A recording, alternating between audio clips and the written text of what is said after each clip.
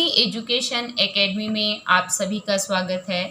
आज हम परीक्षा 2022 के लिए जो नवीन पाठ्यक्रम आया है बोर्ड के द्वारा, उसमें विषय हिंदी का अध्ययन करेंगे कि आपके हिंदी के अंतर्गत कौन सी किताबें आई है और क्या कोर्स है। हिंदी का जो विषय कोड है वह है 01। अब देखिए, इसमें लिखा है इस विषय में एक प्रश्न पत्र होगा जिसकी परीक्षा योजना निम्नानुसार है। प्रश्न पत्र 1, समय 3.25 घंटे। प्रश्न के लिए जो अंक है पत्र के लिए 80, सत्रांक 20 और पूर्णांक 100। सबसे पहले पाठ्यक्रम को पढ़ना इसलिए आवश्यक है कि हमें पता होना चाहिए कि कौन सा जो शीर्षक है वो कितने नंबर का है और उसकी तैयारी हमें किस प्रकार करनी है। अधिगम क्षेत्र के अंतर्गत देखिए, अपठित गद्यांश जिसके अंक 10 हैं, रचना 14, व्यवहारिक व्याकरण 10 अंक की, पाठ्य पुस्तक जो पहली है क्षितिज भाग 2 36 नंबर की है और पूरक पुस्तक है कृतिका भाग 2 ये 10 नंबर की है। तो इस प्रकार अपना जो संपूर्ण पाठ्यक्रम है कक्षा 10 का हिंदी का वो इस प्रकार बंटा हुआ है। अब आप देखिए, जो खंड ए है यानी पहले नंबर पे है अपठित बोध। इसमें देखिए साहित्यिक गद्यांश 300 से 350 शब्द विकल्प सहित और बहुचयनात्मक प्रश्न। कहने का अभिप्राय ये है कि अपठित साहित्यिक गद्यांश आएगा और 2 गद्यांश आएंगे, उनमें से एक करना है और प्रश्न दिए हुएंगे 5 और प्रत्येक प्रश्न 1-1 नंबर का होगा। तो इस प्रकार आपके जो अपठित बोध गद्यांश है वो 5 नंबर का है। फिर दूसरे नंबर पे देखिए काव्यांश जो विकल्प सहित है, काव्यांश भी, और इसमें भी 5 प्रश्न आएंगे और पांचों 1-1 अंक के होंगे। फिर देखिए 2 नंबर पे है रचना। मैंने आपको बताया था कि पाठ्यक्रम में जो रचना है वह 14 नंबर की आएगी, जिसमें पहला जो टॉपिक है वो देखिए, संकेत बिंदुओं पर आधारित किसी एक आधुनिक विषय पर निबंध लेखन विकल्प सहित लगभग 300 शब्दों में और 6 अंक का आएगा। यानी आपको परीक्षा में एक निबंध लिखना है, कोई भी विषय हो उसमें दिया हुआ होगा और उसके संकेत बिंदु होंगे, आपको कोई एक करना है, 6 अंक का आएगा।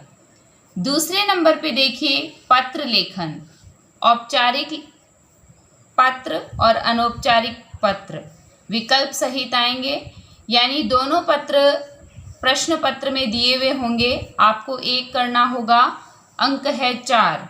फिर देखिए तीसरे नंबर पे है विषय से संबंधित विज्ञापन लेखन 25 से 50 शब्दों में, और ये जो विज्ञापन लेखन है ये भी 4 नंबर का आएगा। फिर रचना में देखिए व्यवहारिक व्याकरण जो कि 10 नंबर की है। पहले नंबर पे है पद भेद।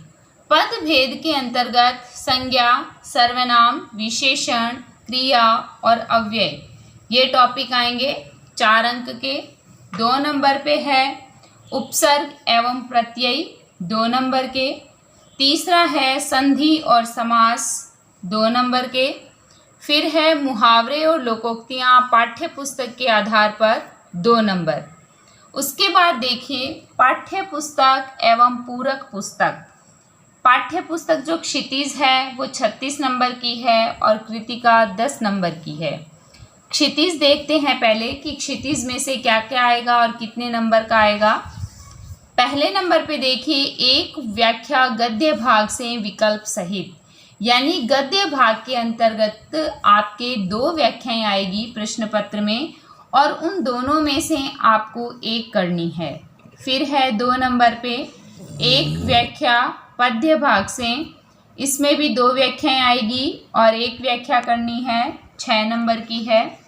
फिर देखिए आगे चलते हैं, आगे है 2 निबंधात्मक प्रश्न, यानी क्षितिज से 2 प्रश्न आएंगे निबंधात्मक, एक गद्य एवं एक पद्य भाग से विकल्प सहित, यानी 2 गद्य के दिए हुए होंगे और 2 होंगे पद्य के दिए हुए, आपको एक एक करना है।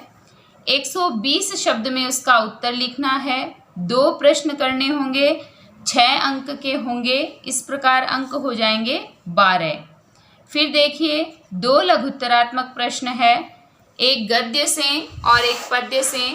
40 शब्द हैं इसके। 2 प्रश्न करने होंगे, 2 अंक के होंगे, तो अंक हो जाएंगे 4। फिर आगे देखिए 4 अति लघुत्तरात्मक प्रश्न। 4 एकदम छोटे प्रश्न करने हैं, 2 गद्य से और 2 पद्य से, और एक एक नंबर के होंगे, तो नंबर हो जाएंगे 4। फिर देखिए आगे, किन्हीं एक रचनाकार का परिचय, यानी कवि और लेखक गद्य और पद्य में होते हैं, तो कवि और लेखक में अथवा आएगा और आपको वह करना है 80 शब्द में उसके बारे में लिखना है, जिसके बारे में आप लिख रहे हो, कवि हो या लेखक, और अंक है 4, यानी 4 नंबर का ये प्रश्न आएगा। फिर देखिए अगली पुस्तक है हमारी कृतिका। कृतिका में से देखिए क्या आएगा, पाठों पर आधारित 3 में से 2 लघुत्तरात्मक प्रश्न, यानी 3 प्रश्न आपके प्रश्न पत्र में होंगे और उसमें से आपको 2 करने होंगे। लगभग 60 शब्द के आएंगे, तो 2 प्रश्न इंटू 3 अंक बराबर 6।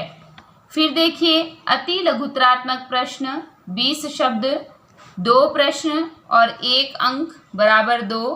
फिर है बहुविकल्पात्मक प्रश्न, 2 प्रश्न इंटू 1 अंक बराबर 2।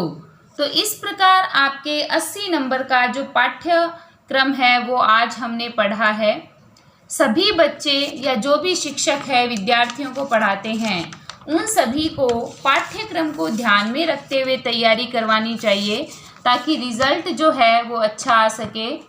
और देखो नियम ये कहता है कि जब भी हम शुरुआत करते हैं पढ़ाने की, तो आपकी जो फेयर कॉपी है, जो स्वच्छ प्रति है, उसमें आगे ही आगे पाठ्यक्रम लिखा हुआ होना चाहिए। तो मैं आशा करती हूँ आप सभी मेरे चैनल को लाइक, शेयर, सब्सक्राइब करेंगे। बेल आइकन दबाना ना भूलें। धन्यवाद। Peace.